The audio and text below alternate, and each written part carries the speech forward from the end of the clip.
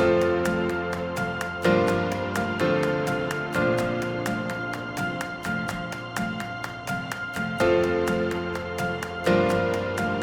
ich bin der Manu und ich durfte hier mein zweites Escape Lounge machen, was gerade hinter mir steht. Wie es dazu kam, dass ich mein zweites Escape Lounge machen kann, darf, ist eigentlich ganz einfach zu beantworten. Ich wurde gefragt und habe ja gesagt. Das war jetzt die kurze Version. Die längere Version wäre, da müsste ich noch erzählen, wie es zum ersten Escape kam. Da wurde ich nämlich auch gefragt und habe auch ja gesagt. Aber das war halt so, nach der Entscheidung, dass ich hier ein Escape machen darf, kam natürlich die Frage, wann komme ich denn vorbei? An welchem Tag passt mir das? Und da war auch relativ schnell klar dann, ja, in einem Tag, das traue ich mir eigentlich gar nicht zu, weil ich bin eigentlich recht frisch in dem Hobby und habe es auch ziemlich schnell kommuniziert.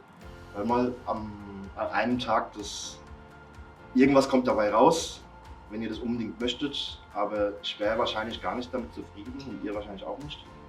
Und der Gegenvorschlag war halt, ich nehme das Hardscape mit nach Hause, mache das von zu Hause und ja, dann kam halt zu dem Gegenvorschlag noch dazu, dann noch gleich das ganze Becken mit nach Hause. Und so war das dann letzten Endes auch. Und ja, wenn ich das mit nach Hause nehme und zu Hause im Becken gebe, muss natürlich klein genug sein, dass man es noch transportieren kann. So kam es halt zu dem 75 Liter Escape. Und ja, und dafür, dass es mein erstes Escape war, was größer ist als Nano, kam es doch recht gut an. Und da wurde ich auch relativ schnell gefragt, ob ich denn nicht Lust hätte, ein größeres Escape zu machen, wenn ich denn die Zeit dazu hätte. Und ja, so kam es dann dazu. Die Idee hinter dem Layout war, also erstmal eine kleine Vorgabe hatte ich von der Escape Lounge. Die war aber wirklich winzig klein, und zwar ging es darum, dass Fische durch Höhlen schwimmen sollen, so grob gefasst. Und zwar, das ist halt etwas, geht mir genauso, wo die Leute halt gerne davor sitzen und zuschauen, wie die Fische in den Höhlen verschwinden, aus der anderen Ecke wieder rauskommen. Ja, das war halt die winzig kleine Vorgabe. Aber das fand ich ganz gut dann als Anhaltspunkt, um zu recherchieren. Also von der Recherche her kam ich dann über Bilder in Suchmaschinen dann relativ schnell auf die ganzen Höhlen, die von Gezeiten geschaffen wurden. Und dabei hatte ich dann als Favoriten erkoren, einmal in Mexiko, die Cenotes. Das sind so Sinklöcher, Sinkholes, mitten im Dschungel, aber auch durch die Gezeiten. Ja. Und dann gab es an den Algarven, an der Algarve, die ganzen Gezeitenhöhlen, da war ich sogar selbst schon mal. Und ja, und daraus entstand dann die ganze Idee. Also letzten Endes die Idee hinter dem Layout ist, ich blicke auf eine Küste, die von Gezeiten so geformt wurde. Das, was mich beim Aquascaping fasziniert, ist zum ersten, wenn ich ein leeres Becken vor mir stehen habe, dann sind erstmal theoretisch die Möglichkeiten unbegrenzt, irgendwas da drin zu erschaffen. Und das Weitere ist, Aquascaping ist für mich eine Kunstform, die ist mehr oder weniger lebendig. Also mit dem leeren Becken, das kann man vergleichen mit einem leeren Blatt Papier, aber beim Aquascape ist es halt so, es ist lebendig, nicht statisch. Die Pflanzen leben, die Wurzeln mehr oder weniger leben, die Fische später leben da drin. Selbst die Steine haben eine Geschichte und hauchen dem Leben ein, je nachdem, wie man es ausweitet. Ja, das ist eigentlich das Faszinierende für mich, dass man seine eigene kleine Welt erschafft, die nicht stehen bleibt, sondern sich immer weiterentwickelt. Aquascaping Vorbilder. Explizit fällt mir ja gerade nichts ein, aber so allgemein könnte man sagen, Vorbilder sind alle von den richtig gestandenen Profis, die auch was erreicht haben, zum Beispiel im IAPLC, um mal ein paar Namen zu nennen, jetzt Josh Sim, Fukada, Steven Chong, Dave Shaw. Das sind halt welche, die sind sehr bescheiden in dem, was sie tun und geben viel von dem Preis, was die Hintergedanken sind bei jedem Detail, das sie erschaffen in ihrem Aquascape. Und ja, mit Hilfe von dem, was die preisgeben, an ihre Vorgehensweise, ihre Herangehensweise daran, ja, das ist schon eigentlich Inspiration genug, dass die so viel preisgeben. Und mit diesem Hintergrundwissen, was die vermitteln, ist es auch viel einfacher, sich inspirieren zu lassen von anderen Aquascapes. Man hat da viel besseren Blick fürs Detail. Man könnte zwar sagen, Inspiration aus der Natur ist auch in gewissem Maße wahr. Man geht mit offenen Augen durch die Natur. Wie wachsen Pflanzen, Wurzeln am Stein entlang.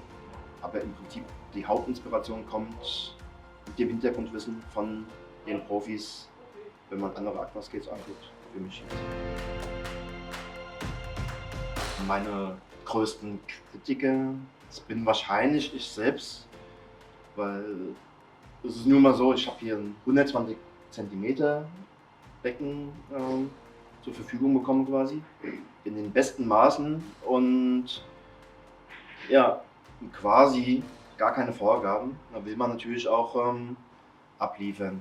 Zudem habe ich natürlich auch immer wieder gesagt bekommen, keinen Zeitdruck, dass du sagst, wenn du soweit bist. Matthias wird da vielleicht ein bisschen schwitzen ab und zu, aber der Anspruch an mich selbst ist natürlich auch gewesen, das so wenig wie möglich dem Zufall zu überlassen, da ich ja theoretisch unbegrenzt Zeit hatte. Und vor allem beim Hardscape ist es halt so, das Becken hat 3 Dimensionen und ich möchte den ganzen Raum ausnutzen.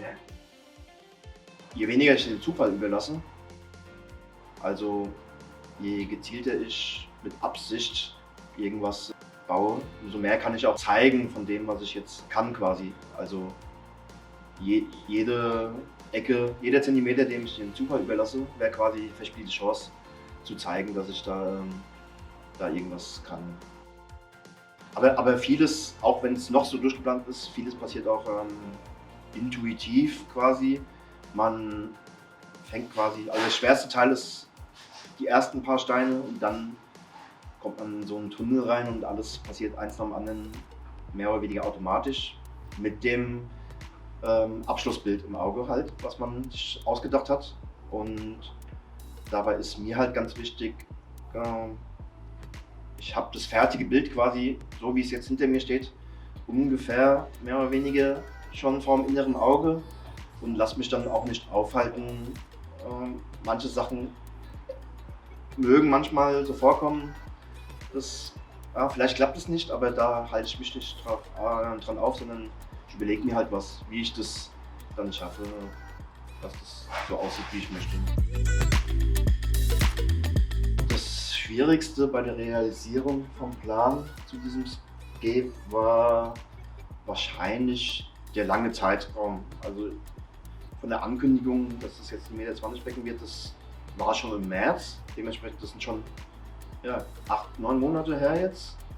Und das Schwierigste daran ist quasi, man beschäftigt sich da sehr intensiv damit, aber durch den langen Zeitraum und langen Pausen auch dazwischen, auch beim Hardscaping, kann es schon mal passieren, dass man den Fokus verliert, das innere Bild oder das Bild vom inneren Auge verliert.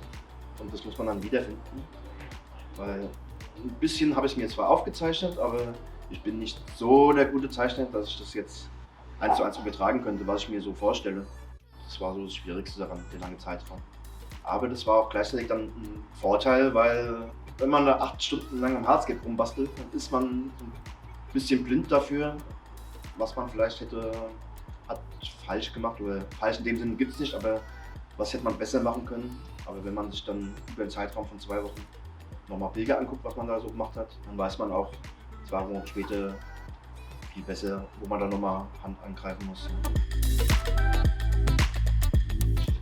Stunden an diesem Projekt gearbeitet habe ich, also wenn man nur das Hardscape nimmt, dann kommen da sicherlich 40 bis 50 Stunden zusammen. Also erstmal war ich das Hardscape abholen hier, habe das nach Hause geschleppt und zu Hause mit Hilfe meiner Kinder die ganzen Drachensteine geschrubbt und zu Hause schon mal vorpositioniert. Also ungefähr die halbe Hälfte vom Hardscape, was man hier sieht, hatte ich schon zu Hause. Ein bisschen vorpositioniert, rumgespielt damit, weil das eigentlich, bis die ersten 2, 3 Steine sitzen, eigentlich sowas, was ziemlich viel Zeit verschlingt.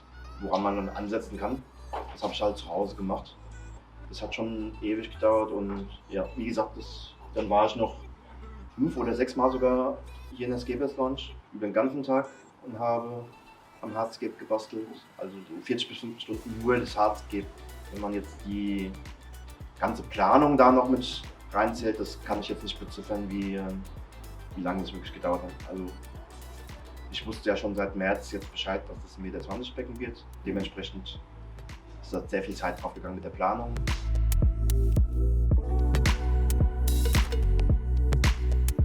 Ja, welches Hardscape habe ich benutzt und warum?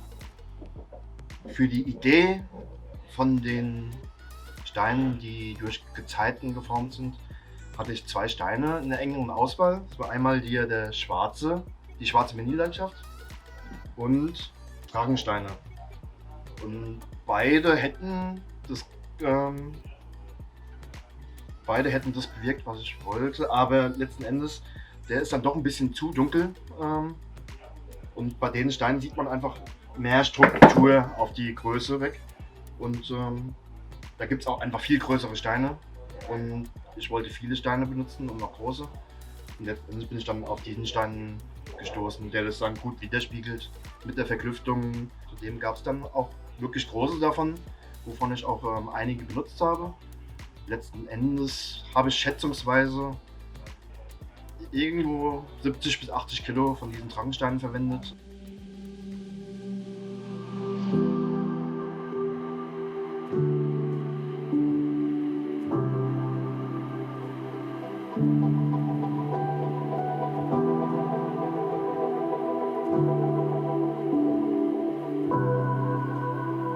Pflanzen, welche ich ausgewählt habe und was ich mir dabei gedacht habe. Da haben wir zum einen auf den ganzen vorderen Felsstrukturen oben habe ich das Micranthemum Monte Carlo.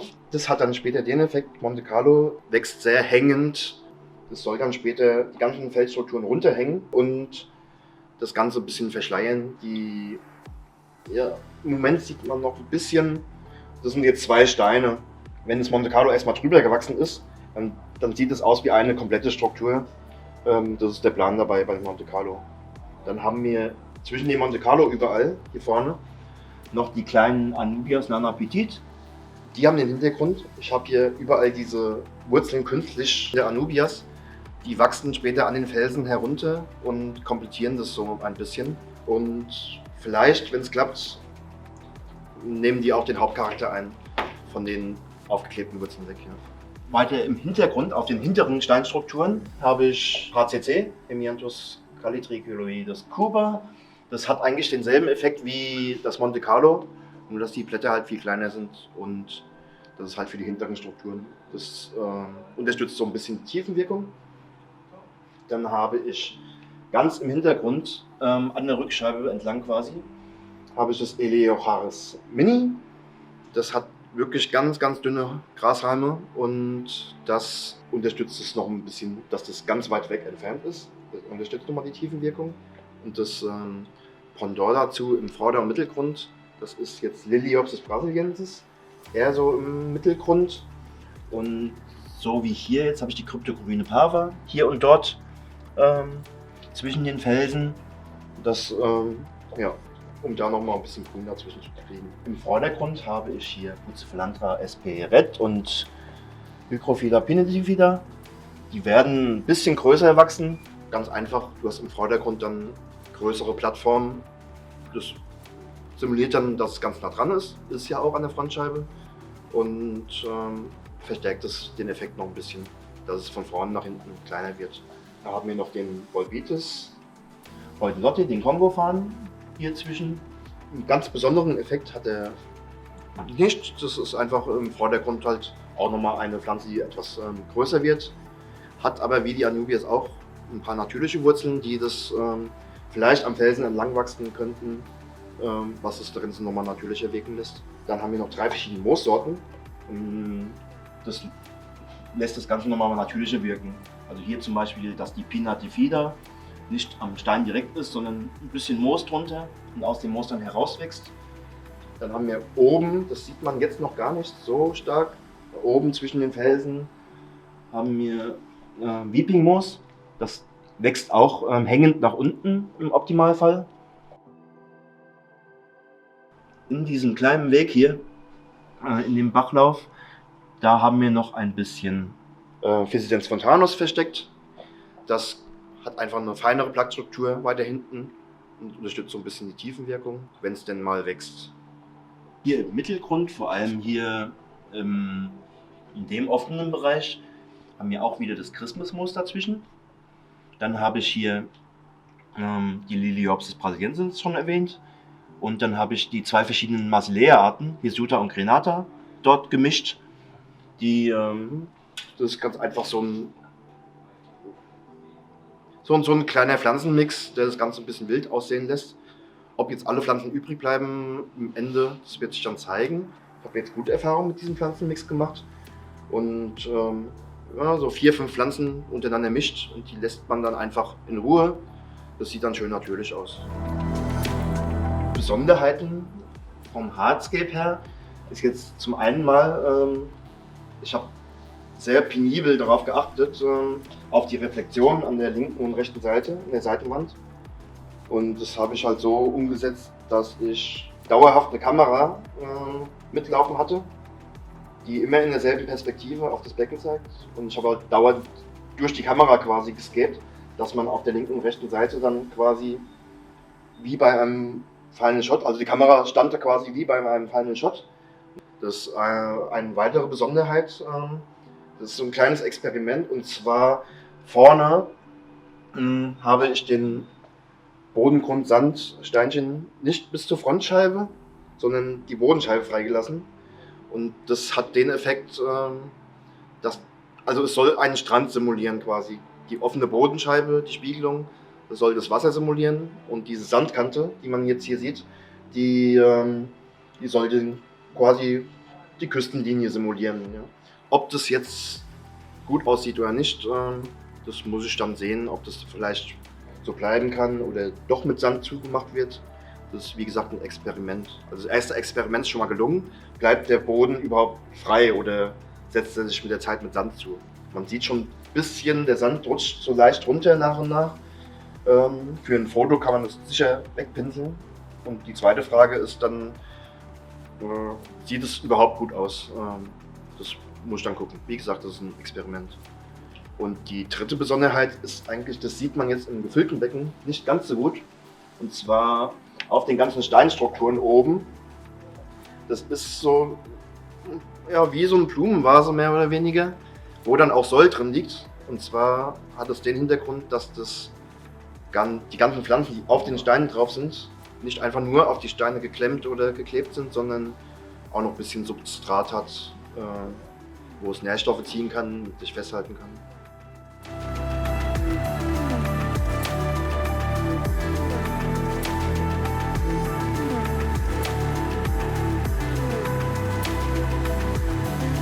Bei dem Becken wurde ein JBL-Filter am E1502 verwendet.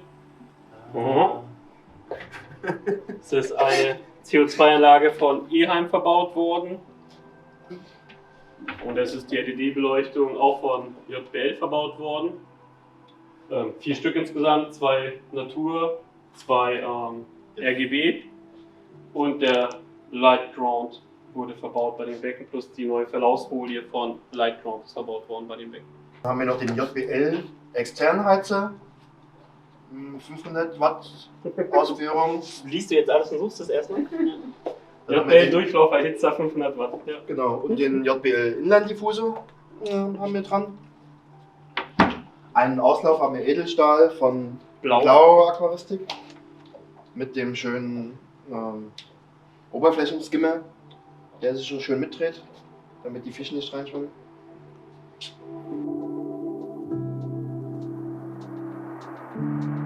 Diese sehr lange Zeit ist ja schon ein bisschen ungewöhnlich, dass das jetzt 8, 9 Monate gedauert hat, von der Ankündigung bis es jetzt endlich befüllt ist, das Becken.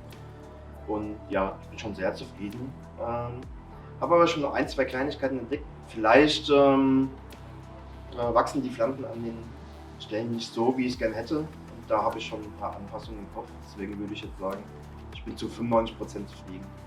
so pro forma 5%, damit ich noch Luft nach oben habe, etwas anzupassen.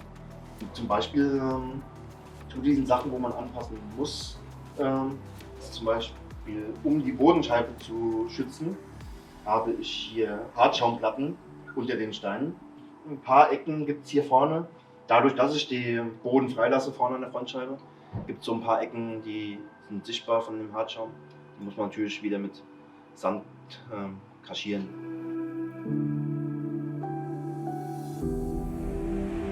Was für Fische würde ich gerne in dem Skepe sehen? Da hat man ja immer noch die Grundidee, die kleine Vorgabe, die ich hatte. Und zwar, die Fische sollen durch Höhlen schwimmen. Jetzt habe ich ja so schöne Brückenhöhlen hier in dem Scape. Da bietet sich halt natürlich ein Fisch an, der auch wirklich als Gruppe Schwarmverhalten zeigt. Und da denke ich natürlich als erstes an südamerikanische Salmler. Und um nicht ganz die Scale zu zerstören, würde ich da auch kleine nehmen. Also so als erste Idee fällt mir da ein, vielleicht die roten Phantomsalmler. Oder noch kleiner wäre so der Erdbeersalmler. Das wären so meine zwei Ideen. Die sind auch beide schön rot und haben dann schönen Kontrast zu den grünen Pflanzen.